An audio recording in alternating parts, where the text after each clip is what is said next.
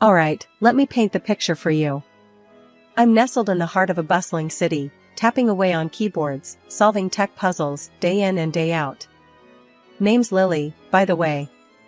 32 and deep in the trenches of singlehood. Not for lack of trying, mind you. I've danced the dating dance more times than I care to admit, each time hoping the music doesn't stop on yet another dud. Dreams of family life and kids? Yeah, got those in spades. Reality? More like a deck stacked with jokers. So, there I was, ranting to my best bud, Jess, over coffee about my latest crash and burn. I'm done, Jess. Maybe I'm meant to be the cool aunt forever, not mom material. Jess, ever the optimist, shot me that I've got the solution look. Why don't you try online dating? Worked for me and Mark, she suggested, sipping her latte like she just dropped the mic. I scoffed. Online dating? That's like dumpster diving for love. But Jess, bless her stubborn heart, wasn't having any of it. Not all dumpsters, Lily. You just gotta find the right one. Give it a shot. Peer pressure's a thing, folks. So, I caved, setting up a profile on one of those dating sites, fully expecting a circus of clowns. At first, it was exactly that. Messages flooded in, each one making me more cynical than the last. Hey, beautiful, wanna see my comic book collection? Or, do you believe in love at first swipe? Just as I was about to chuck my laptop out the window, a message popped up. Not the usual drivel. This one was different. Saw you're into tech. Ever debate the merits of Python over Java over a cup of coffee? Now, that caught my attention. A guy speaking my language. I bit, replying with, only if you're ready to admit Python's superiority in certain applications. Meet Alex. Sales manager by day, charming nerd by, also day. He worked for his mom's company, something that usually would have had me running for the hills, but there was something about him. Easygoing, sociable, and didn't live in his mom's basement, a rarity in my dating history. We met up, and the connection was instant. Coffee turned into dinner, dinner into late-night walks, and before I knew it, 6 months had flown by. Then, out of the blue, he popped the question. Not over a grand gesture, but quietly, sincerely, during one of our night walks. Lily, I can't imagine my life without you. Marry me? I was stunned, elated, and a million other emotions. But mostly, I was happy. Genuinely, deeply happy. Yes, I whispered, and the city lights seemed to dance just for us that night. So, here I am, engaged to a guy I met on the very platform I mocked, ready to start that dream family. Meeting Alex's mom, Eleanor, felt like being called into the principal's office long after you've graduated. You know you haven't done anything wrong, but the nerves kick in anyway.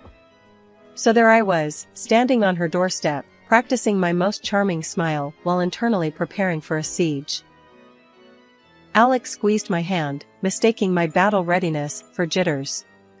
She's gonna love you, he whispered, but his voice lacked the conviction of a man betting on a sure thing. The door swung open, and there she stood, Eleanor. Not a dragon per se, but she had that look. You know the one, like she could read your life story at a glance and find it lacking. Lily, this is my mom. Mom, Lily. Alex did the intros like he was presenting his science project. Eleanor's eyes narrowed, taking me in. Lily. So, you're the one who's captured my son's heart. Her tone made it sound like I'd done it with dark magic. Pleasure to meet you, Mrs. Hamilton. Alex speaks very highly of you. She waved off the formalities. Please, call me Eleanor. Let's not stand on ceremony. Her living room was like stepping into a magazine. Not a speck of dust or a pillow out of place. We sat, and the interrogation began. I hear you're in IT. That's a demanding field, she started, casual as if commenting on the weather. Yes, it is. But it's rewarding. I love the challenges, I said, trying to sound confident and not like I was defending my life choices. And how do you find the work-life balance? Alex tells me you're quite ambitious. Was that a hint of disapproval? I manage. We both do. It's about priorities, right? She hummed noncommittally, sipping her tea like a queen, pondering her next move. Alex has always had a varied taste in women. What makes you different? Ouch. That was a jab. I glanced at Alex, hoping for a lifeline, but he was busy examining his tea as if it held the secrets of the universe. I'm not sure I have to be different. I shot back, a little more defensively than intended. I care about Alex. That should count for something. Eleanor leaned in, eyes sharp. Of course, dear. But you must understand, as his mother, it's my job to be cautious. Many have tried to, let's say, take advantage of our family's position. I wasn't sure whether to be offended or amused. With all due respect, Eleanor, I'm not interested in your family's position. I have my own career, my own goals. Alex is not a means to an end for me. There was a brief flicker of something in her eyes, respect, maybe? Or surprise? Hard to tell. Very well, Lily. We shall see. Time does have a way of revealing true intentions, she said, her voice soft, but carrying a weight that felt like a veiled threat. Alex finally found his voice as dessert was served. Mom, Lily's amazing. You'll see. We're good for each other. Eleanor smiled, but it didn't quite reach her eyes. I certainly hope so, Alex. For your sake. The rest of the visit passed in a blur of polite conversation and thinly veiled barbs from Eleanor. As we left, Alex was apologetic, whispering assurances that it went better than expected. Better than expected? I couldn't help but laugh, albeit bitterly. Your mom's got a sharp tongue. I felt like I was on trial. Alex winced. She's protective, that's all. Give her time. She'll come around. I nodded, though doubts swirled like storm clouds. Meeting Eleanor was like venturing into a lion's den, armed with nothing but good intentions and a stubborn streak. After tying the knot, Alex and I settled into my apartment, transforming it from mine to ours with every shared laugh, argument, and makeup kiss. Life was good, or at least as good as it gets when you're navigating the newlywed phase alongside dodging the occasional curveball from family. Speaking of family, Eleanor, Alex's mom, threw us a fastball that could knock anyone off their feet. It happened during one of those obligatory family dinners at her place, which was more like a museum than a home. Every fork and knife had to be perfectly aligned, a metaphor for how Eleanor viewed life, I guess. Halfway through dinner, with a smile that was too tight to be genuine, she dropped her bomb. I've been thinking, she began, casting a glance between Alex and me. This apartment living is beneath you, Alex. And Lily, dear, you too, of course. Why don't you move into the mansion with me? There's more than enough room, and it would be beneficial for all of us. I almost choked on my wine. Alex, always the diplomat, responded before I could recover. Mom, that's really generous, but Lily and I are happy in our apartment. It's our space, and we're enjoying making it our own. Eleanor's smile faltered, but she quickly masked it with a sip of her wine. Oh, but think of the advantages. Besides, it would give us a chance to become closer, don't you think? The idea of being closer to Eleanor sent a shiver down my spine. Before I could formulate a polite but firm refusal, Alex squeezed my hand under the table, a silent plea for patience. We really appreciate the offer, Mom, but we've made our decision. We're staying put, he said with finality. Eleanor's eyes narrowed, and I knew this was far from over. But for the moment, she dropped the subject, moving on to less contentious topics like the weather and her garden club's latest drama. A few weeks after that dinner, Eleanor announced she was coming to see our apartment for the first time. Just a friendly visit, she claimed. Friendly my foot. I knew a reconnaissance mission when I saw one. The day arrived, and so did Eleanor, her entrance grandiose as if she were gracing a royal court instead of our humble abode. She greeted us with air kisses, then proceeded to inspect our apartment with the scrutiny of a drill sergeant. "This is it, then?" she said, her voice laden with a mix of disappointment and disbelief as she glanced around our living room. "It's quite compact, isn't it?" Alex started to respond, but I cut in, my patience already thinning. "It's cozy, Eleanor. And we love it," she hummed, making her way through our space as if every step pained her. "And this decor, eclectic, isn't it? A bold choice." I clenched my fists, feeling the anger bubble up. "It's our home, Eleanor. We've put a lot of ourselves into it." Then came the coup de grace. As she peered into our kitchen, her nose wrinkled. "And cleanliness? Is that not a priority for young couples nowadays? Or is this some trend I'm unaware of?" That was the last straw. "Listen, Eleanor," I said, my voice steady but seething. "This trend you're talking about is called living. We might not have a mansion with staff to keep it spotless, but we keep our home clean and welcoming. That's more than enough for us. If you can't respect that, then maybe you should leave." The room went silent. Eleanor looked at Alex, then at me, and for a moment, I thought she might apologize. Instead, she straightened her jacket, her demeanor icy. "Very well. I can see when I'm not wanted. Enjoy your home." With that, she left, her departure leaving a chill in her wake. 2 years into our marriage, and it felt like Alex and I were finally hitting our stride. He was the yin to my yang, helping out around the apartment without me having to nag, always ready with a hug or a kind word. But then, things started to shift, and not for the better. I'd been broaching the topic of kids more and more. I was 34, and that biological clock wasn't just ticking, it was booming like a gong. One evening, I decided to tackle it head-on.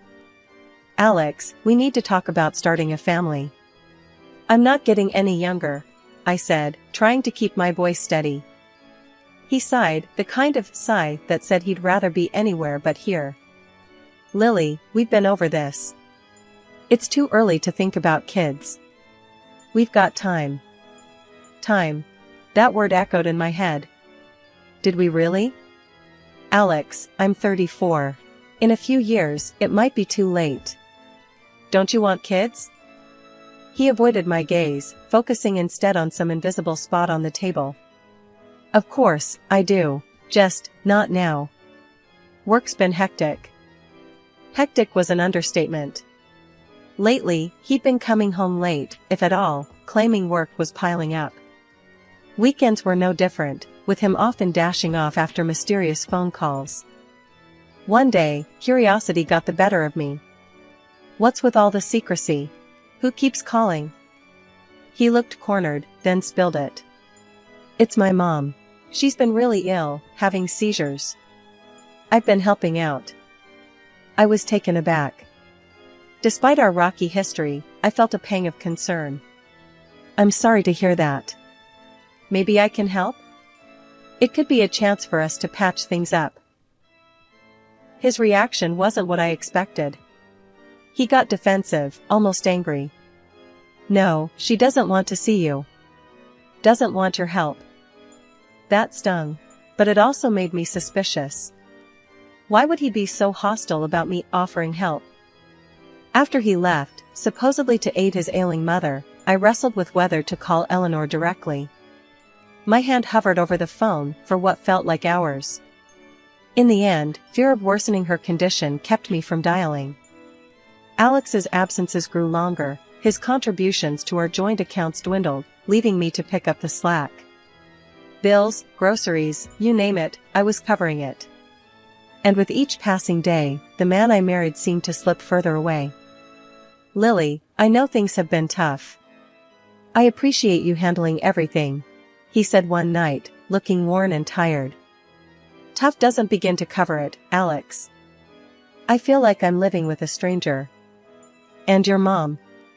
Are you sure there's nothing I can do?" He just shook his head, a barrier rising between us. "It's better this way. Trust me." Trust. A small word, but damn, it weighed a ton. And right then, I wasn't sure I could. The change in Alex was like a slow leak in a tire, gradual but undeniable. Nights spent alone in our bed became the norm, his side growing colder with each passing day. The sound of his voice was replaced by murmurs into his phone, always stepping out of the room, always whispering. "It's Mom," he'd say. "She needs me." But the gaps in our bank account told a different story. Suddenly, I'm playing the role of the breadwinner, juggling bills and groceries, watching my savings dwindle like ice in the sun. Over coffee, I vented to Jess, my go-to for unfiltered advice. "He's hardly home, Jess. And when he is, it's like he's a million miles away. Plus, our finances are a mess." Jess raised an eyebrow, her skepticism palpable. "Girl, this sounds shady. Have you thought about digging deeper? Maybe hire a PI?" She half-joked, a smirk playing on her lips. I laughed, brushing off the idea. Yet, it lingered, gnawing at the back of my mind, a seed of doubt, planted firmly in soil fertile with suspicion. Then, out of nowhere, Eleanor, the last person I expected a call from, reached out, suggesting we meet at a cafe. Curiosity piqued and desperation for answers swirling within me, I agreed. The Eleanor I knew was a fortress, her health the moat keeping us at bay. Yet, here she was, extending an olive branch. What could she possibly want to tell me? The morning air felt heavy as I walked into the cafe, a storm brewing in my heart.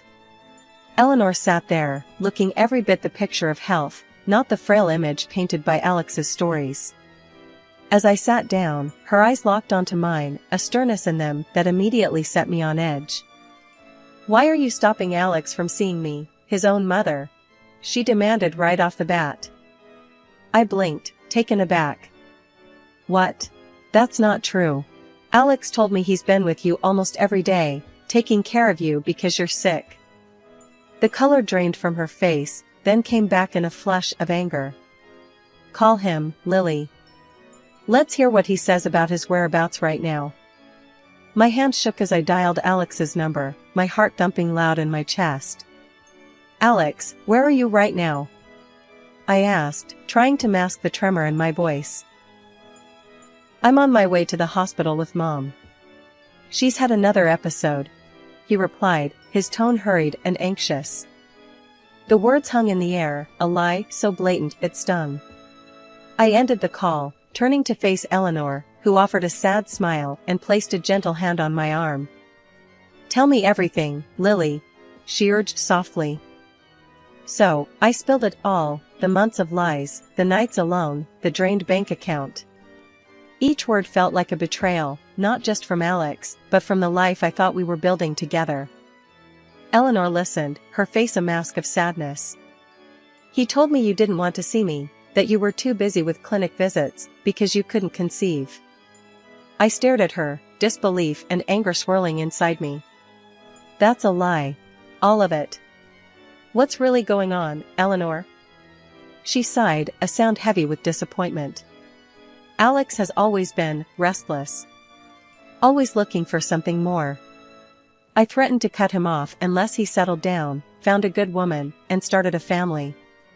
I thought he'd changed when he brought you into our lives." The revelation hit me hard. All this time, our marriage, our plans for the future, it was just a performance for Alex. A way to keep his lifestyle without losing his inheritance. Eleanor's next words were a mix of anger and regret.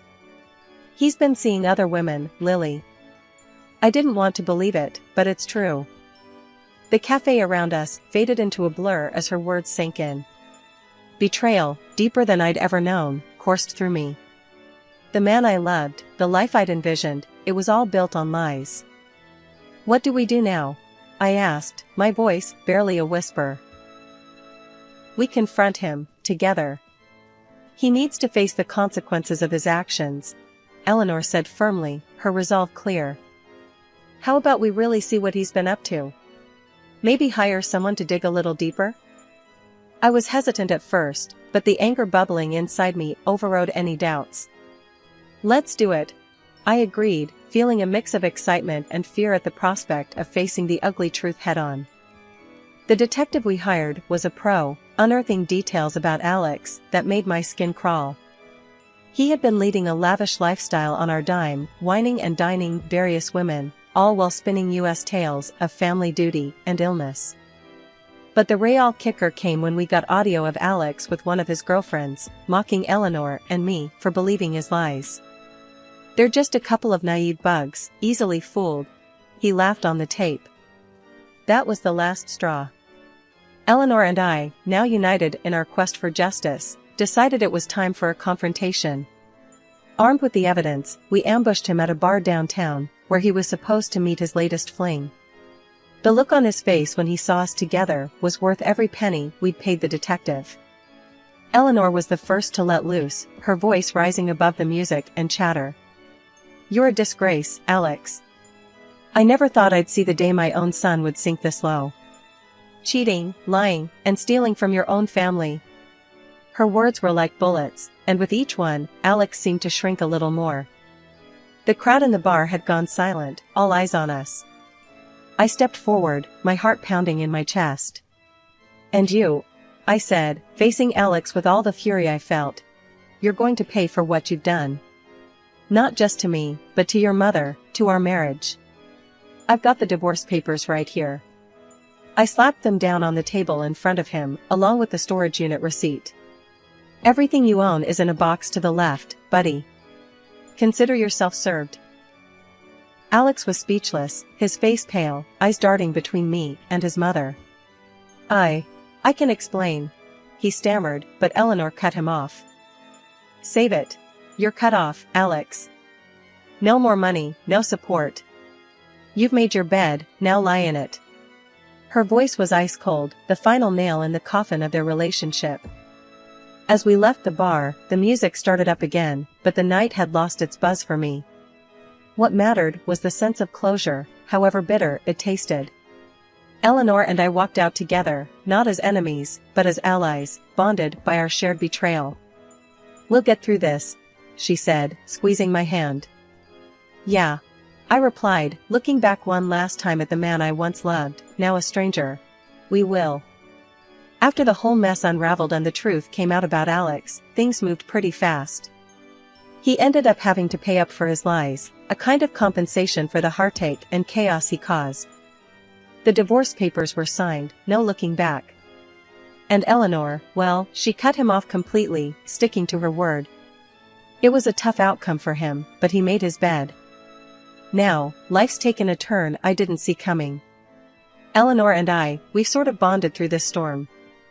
Funny how life throws you together with the most unexpected people. And here's the kicker, I'm expecting a baby. Yeah, amidst the chaos, a new life started growing, and Eleanor's over the moon about her upcoming grandchild. Just the other day, we were sitting in her living room, the one that used to intimidate me, planning for the baby's arrival. "You know, Lily," Eleanor said, her voice softer than I'd ever heard. "This baby, he's going to have the best of everything. We'll make sure of it." I couldn't help but smile, feeling a mix of excitement and nervousness. "I can't believe I'm doing this. A baby, Eleanor. It's going to be a whole new adventure."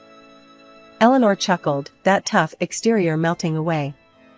"You're stronger than you think, Lily. And you're not alone. We're in this together." It's strange how things turn out. The person I once thought of as an adversary is now one of my biggest supporters. Life's full of surprises like that. As for Alex, well, he's out of the picture, facing the consequences of his actions. I've moved on, focusing on the future, a future that's looking brighter every day, especially with a little one on the way. Eleanor's already spoiling him rotten, buying baby clothes, toys, and planning the nursery. "He's going to be a fighter, just like his mom," she says, and I believe her. So, here I am, embarking on a new chapter. It's scary, sure, but I've got Eleanor by my side, and a little boy on the way who's going to know all about love, strength, and resilience. We talked about the future, about moving forward. Eleanor was keen on supporting a charity project for women who had gone through similar betrayals. I want to do something meaningful, she said. Help others rebuild, just like we're doing. I love that idea, I replied, feeling a spark of excitement for the first time in months. Count me in. It's time to turn this mess into a message.